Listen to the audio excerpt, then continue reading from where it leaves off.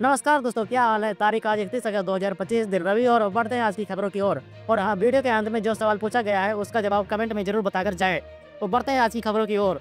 प्रधानमंत्री नरेंद्र मोदी जापान की 2 दिवसीय यात्रा पर टोक्यो पहुंचे, जहां उनका भव्य स्वागत हुआ। इस दौरान उन्होंने जापान के 16 राज्यों के गवर्नरों से मुलाकात की और जापान भारत साझेदारी को और मजबूत करने की बात कही। पीएम मोदी ने व्यापार, तकनीक, स्टार्टअप और स्किल एक्सचेंज जैसे क्षेत्रों में नए अवसरों पर जोर दिया, जबकि जापानी गवर्नरों ने शिक्षा और सांस्कृतिक रिश्ते को आगे बढ़ाने की बात की। इस दौरे में पीएम मोदी और जापानी प्रधानमंत्री शिगेरू इशिबा के बीच 15वें वार्षिक शिखर सम्मेलन में कई अहम समझौते भी हुए। बढ़ते हैं आगे। रूस के राष्ट्रपति व्लादिमीर पुतिन ने कहा कि 31 अगस्त से चीन के तियानजिन में होने वाले एससीओ शिखर सम्मेलन नई गति और ताकत लाएगा। उन्होंने कहा कि यह सम्मेलन समकालीन चुनौतियों से निपटने, रूसियाई देशों में एकजुट बढ़ाने और एक अधिक न्यायसंगत बहुध्रुवीय विश्व व्यवस्था बनने में अहम भूमिका निभाएगा। पुतिन ने भरोसा जताया कि चीन की अध्यक्षता में एससीओ और मजबूत होगा और ये शिखर सम्मेलन संगठन के इतिहास में एक बड़ा मील का पत्थर साबित होगा। बढ़ते हैं आगे। गूगल के सीईओ सुंदर पिचाई ने पेश किया नया एआई टूल नैनो बनाना, जो फोटो एडिटिंग को बेहद स्मूथ और नेचुरल बना देगा। जेमिनाई 2.5 फ्लैश इमेजिंग अपडेट की मदद से ये बार एडिटिंग करने पर भी डिटेल्स खराब नहीं होगा। सिर्फ टेक्स्ट लिखकर कॉम्प्लेक्स एडिटिंग करना आसान होगा और ये टूल मोबाइल व वेब दोनों पर फ्री और प्रीमियम वर्जन में उपलब्ध रहेगा। बढ़ते हैं आगे। प्रधानमंत्री मोदी भारत जापान संबंध मजबूत करने के लिए टोक्यो पहुंचे। उन्हें ताकासाकी के दरुमा जी मंदिर के पुजारी ने दरुमा डॉल भेंट किया, जो सौभाग्य और धैर्य का प्रतीक है। ये डॉल गिरकर भी हमेशा वापस खड़ी हो जाती है, यानी 7 बार गिरो 8 बार उठो। पीएम मोदी ने इस खास सांस्कृतिक तोहफे के लिए आभार जताया। तो बढ़ते हैं अगली खबर में। डीजीएचएस ने आदेश दिया है कि अब छोटे शहर और ग्रामीण अस्पताल भी सौर ऊर्जा और हाइब्रिड पावर सिस्टम अपनाएं। एलईडी लाइट और एसी पर बिजली की बचत होगी और कार्बन फुटप्रिंट कम होगा। अगले 5 साल में अगर सरकारी मेडिकल कॉलेज अपनी बिजली का 30% हिस्सा सौर ऊर्जा से पूरा करे तो ये स्वास्थ्य क्षेत्र में बड़ी सफलता होगी। आगे बढ़ते हैं। रिलायंस फाउंडेशन की बेमिसाल 15 साल। मुंबई में बनेगी 2000 बेड की मेडिकल सिटी, नीता अंबानी का ऐलान। नीता अंबानी ने एजीएम में बताया कि मुंबई में 2000 बेड वाली आधुनिक मेडिकल सिटी बनेगी, जिसमें एआई और उन्नत तकनीकी से इलाज होगा। इसमें मेडिकल कॉलेज और बच्चों के कैंसर के लिए जीवन विंग भी होगा। ये पहल भारत की स्वास्थ्य सेवाओं को किफायती और आधुनिक बनाने की दिशा में बड़ा कदम है। बढ़ते हैं आगे। भारत में सीएनजी नेटवर्क का हो रहा है विस्तार। केंद्रीय मंत्री हरदीप सिंह पुरी ने बताया कि सीएनजी स्टेशनों की संख्या अगले 5 साल में 8150 से बढ़कर 18000 होगी। शहरी गैस नेटवर्क अब 307 क्षेत्रों तक पहुंच चुका है और 1.52 करोड़ घर पीएनजी से जुड़े हैं। देश हरित ईंधन की दिशा में भी तेजी से बढ़ रहा है और 2030 तक पाइपलाइन नेटवर्क 33,475 किलोमीटर तक विस्तृत होगा। बढ़ते हैं अगली खबर में। पीएम योगी का तोहफा, स्टैंप शुल्क और रेंट एग्रीमेंट में राहत। मुख्यमंत्री योगी आदित्यनाथ ने भूतपूर्व सैनिकों और दिव्यांगजनों के लिए बड़ा राहत का ऐलान किया है। अब इन्हें महिलाओं की तरह स्टैंप शुल्क में छूट मिलेगी और रेंट एग्रीमेंट पर भी शुल्क कम होगा।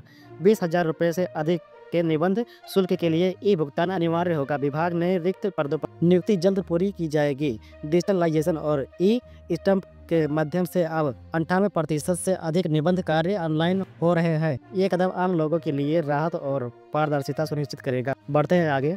राजस्थान के खेरवाड़ा सीएचसी के राज्य में पहला कंगारू मदर केयर लाउंज शुरू हुआ, जो मृत और शिशु स्वास्थ्य को नई दिशा देगा। इस लाउंज में मां और नवजात शिशु को अलग नहीं रखा जाता, जिससे स्किन टू स्किन देखभाल से शिशु का वजन बढ़ता है और तापमान निरंतर रहता है और स्तनपान लंबा होता है। 1800 से 2500 ग्राम तक ये के कमजोर नवजात ये सुरक्षा देखभाल पा सकेंगे, जिससे जिला अस्पताल पर भार कम होगा और माताओं को अस्पताल में ठहराव बढ़ेगा। बढ़ते हैं अगली खबर में। मुकेश अंबानी ने लॉन्च की नई एआई। रिलायंस ने 29 अगस्त 2025 को रिलायंस इंटेलिजेंस लॉन्च किया, जो भारत में एआई को बढ़ावा देगी। कंपनी जामनगर में डेटा सेंटर बनाएगी, शिक्षा, स्वास्थ्य और कृषि में एआई सेवाएं बढ़ेंगी और गूगल मेटा के साथ पार्टनरशिप करेंगे। मुकेश अंबानी ने कहा, जियो ने डिजिटल क्रांति पहुंचाई, अब रिलायंस इंटेलिजेंस हर भारतीय तक एआई पहुंचाएगा। बढ़ते हैं अगली खबर में। केंद्रीय मंत्री जितेंद्र सिंह ने भारत का पहला राष्ट्रीय बायो फाउंड्री नेटवर्क और बायो ईथरी चैलेंज लॉन्च किया। ये पहल जैव प्रौद्योगिकी को मजबूत कर नवाचार और रोजगार बढ़ाने के लिए है। छात्र, शोधकर्ता और स्टार्टअप स्वास्थ्य, कृषि और पर्यावरण में चुनौती के लिए सुरक्षित जैविक समाधान बना सकता है। बढ़ते हैं आगे।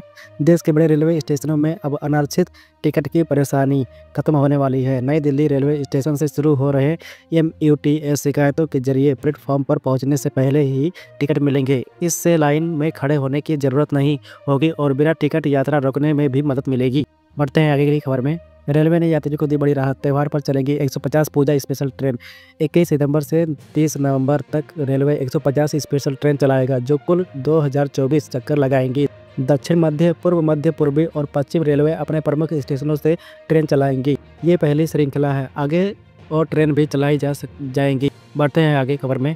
चंद्रयान 5 के लिए इसरो जेक्सा साथ काम करेंगी। PM मोदी ने जापान दौरे में कहा कि इसरो और जेक्सा मिलकर चंद्रयान 5 मिशन पर काम करेंगी। मिशन का लक्ष्य चंद्रमा के दक्षिणी ध्रुव और पानी की बर्फ की खोज है। इसरो लैंडर बनाएगी, जापान रोवर भेजेगा। PM मोदी ने इसे मानवता की प्रगति और प्रतीक बताया और कहा कि 2040 तक भारतीय अंतरिक्ष यात्री चंद्रमा पर कदम रखेंगे। वहीं इसरो अगले 40 सालों में मंगल पर इंसान भेजने और वहीं 3D प्रिंटेड घर बनाने की तैयारी कर रहा है। 2047 तक चांद पर क्रू स्टेशन बनाएगा। खनिज खनन और ईंधन भंडारण होगा। पढ़ते हैं अगली खबर में। नगर निगम हार्टेज की पहल। अब जयपुर में सफाई शिकायतें QR कोड से सीधे दर्ज की जा सकती हैं। अगर कचरा गाड़ी समय पर नहीं आया या सड़क पर कचरा फेंका जाए तो QR स्कैन करें। शिकायत पर निगम की टीम 24 घंटे में समाधान करेगी। फिलहाल ये किसान पोल और सिविल लाइन में शुरू हुई है। बढ़ते हैं अगली खबर में। 6 नए वायु निगरानी स्टेशन स्थापित। सर्दियों में प्रदूषण पर कड़ी नज़र। दिल्ली में वायु गुणवत्ता सुधारने के लिए 6 नए स्टेशन लगाए जाएंगे। दिल्ली प्रदूषण नियंत्रण समिति ने टेंडर जारी किया है। लागत लगभग 9 करोड़ रुपए। इस स्टेशनों के कुल संख्या 46 हो जाएगी। खासकर सर्दियों में बढ़ते प्रदूषण पर नजर रखने और समय पर कदम उठाने में मदद मिलेंगी। और हाँ, चंद्रयान 5 मिशन में इसरो और जेक्सा का सहयोग भारत के लिए अंतरिक्ष में बड़ी सफलता ला पाएगा। जवाब कमेंट में बताएं। अगर वीडियो पसंद आई हो तो लाइक, शेयर, सब्सक्राइब करना ना भूलें और आप हमें बताएं कि आप किस तरह के न्यूज़ सुनना पसंद करते हैं। कमेंट में ये भी बताएं।